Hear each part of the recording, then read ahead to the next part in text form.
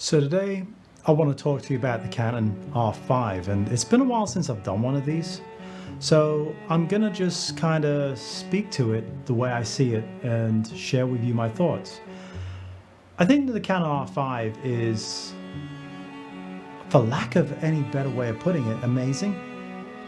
I look at the specs, it shoots 8K video. It does that at 30p.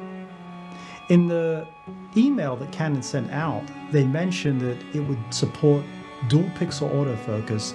And get this, it will do that in all 8K modes, which, if you would, all 8K modes would seem to suggest it's going to have modes in addition to the 30p. So I'm feeling, in spite of what you may hear the naysayers saying, that this particular body is going to support 24p, which makes a lot of sense. This is, I feel, a resurgence of Canon's place, and they do this every, well, not every few years, every many years. They decide that they're going to just blow everyone else away, and they're going to release something that is truly and properly astounding.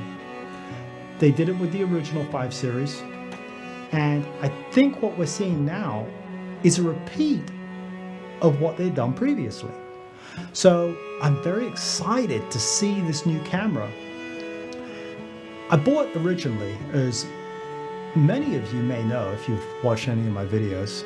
I don't put out a lot of videos, and they're not really long, so I'm hoping some of you watched them. But as many of you may know, I recently purchased the Canon Trinity. That is their 24 to 70, their 15 to 24, and their 70 to 200.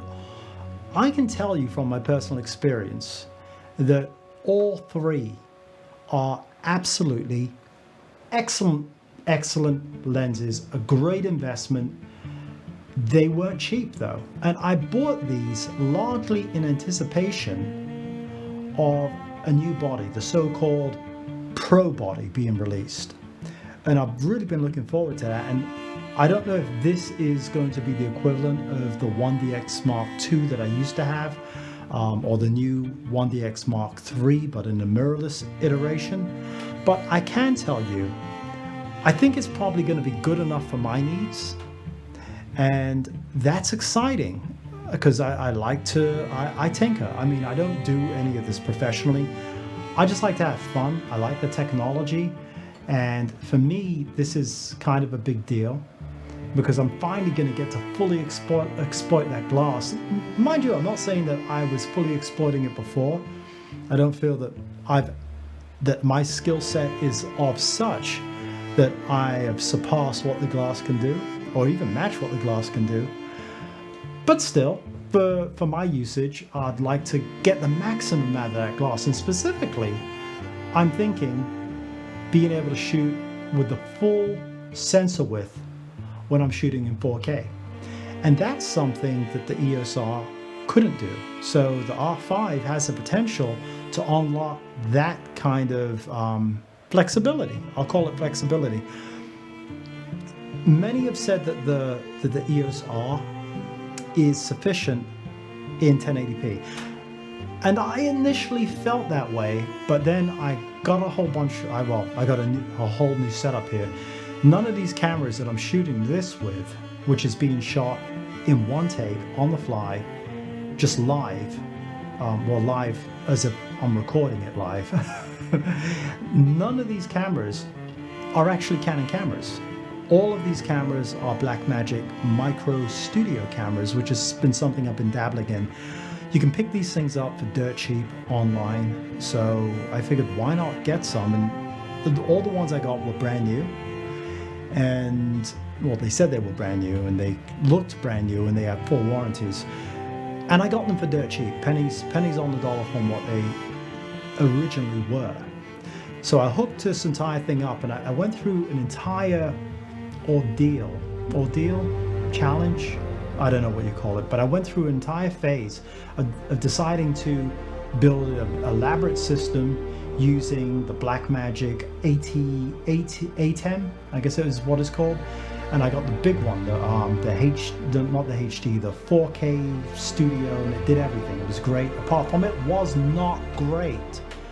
Why wasn't it great? Well, I don't have a television studio. I just record from this remote location. And when I got this thing and I plugged it all in, I noticed that there were things I wanted to do, simple things like overlays and things I couldn't do. And then I just found it extremely limiting for my use. So I ended up getting rid of it, and I went with a computer-based system, which is what I use today. And I use it literally every day. I don't put out YouTube videos every day, but every day I use this in a professional setting as I do teleconferencing and calls with people. So I use all this gear professionally. I just don't use this gear professionally in the traditional video setting. And with this, you're probably wondering what this is. This is actually, it's vitamins. It's a health drink. And like many of you, I am sitting at this coronavirus thing. I work all the time remote. So I'm sitting at coronavirus in this actually pretty nice location. I've got a lot of books. I have a nice view, and it's very cozy.